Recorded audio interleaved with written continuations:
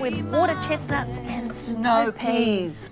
How are you, Margaret? I'm fine, thank you. Good. Well, I really don't think much of this is going to be left over at the end of the session because I think everyone loves their beautiful piece of beef, don't they? And I'm going to marinate it in a teriyaki sauce. Now, the teriyaki that we can buy is already a mixture of soy sauce and sake and a little bit of garlic and a little bit of ginger and all those wonderful natural things, and we don't have to worry about it. So when we select our piece of meat that we're going to cook, we can just go straight and use it from the bottle.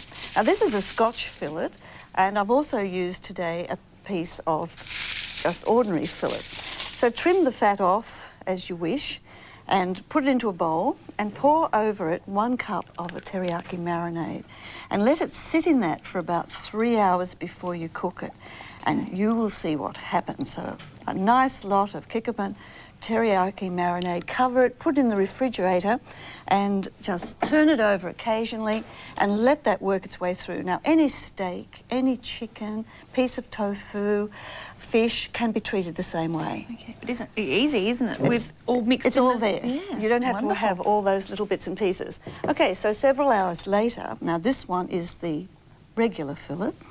Take it out of the marinade. Oh, it's really like dark. impregnated the meat, hasn't it? Looks really rich and wonderful, doesn't it? It looks just about cooked. Looks mature. It's not though. No. Now, I'm going to make a pocket in this, so we'll just cut all the way down the side of the meat and make a nice big place there to put inside some snow peas. Now, these snow peas, they've just been topped and tailed if they're necessary, but actually I bought these and they were so beautiful, they didn't really require it. But I boiled them just for a minute in boiling water to enhance the colour and to make sure that they are cooked through inside the meat. So put as many snow peas all the way down the length of the meat or into the pocket that you require. And here we've got water chestnuts.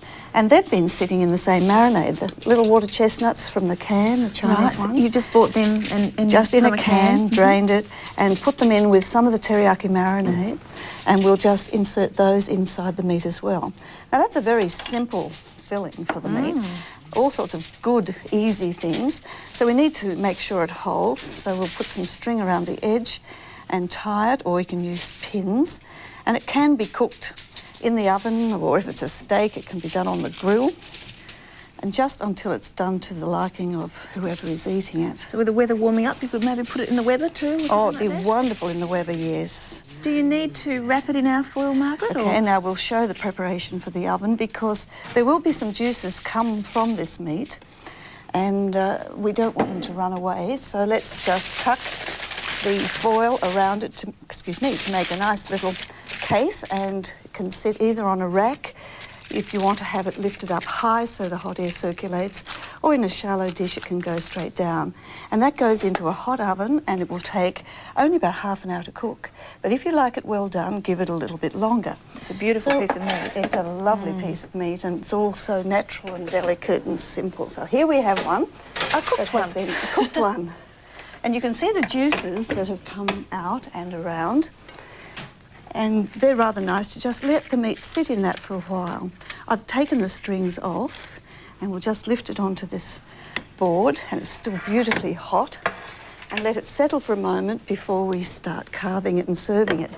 Now, I want to pass with it a lovely salad of watercress, and the dressing for this is oil and sesame oil and mustard and some salt reduced soy sauce, Right. about a couple of tablespoons of that.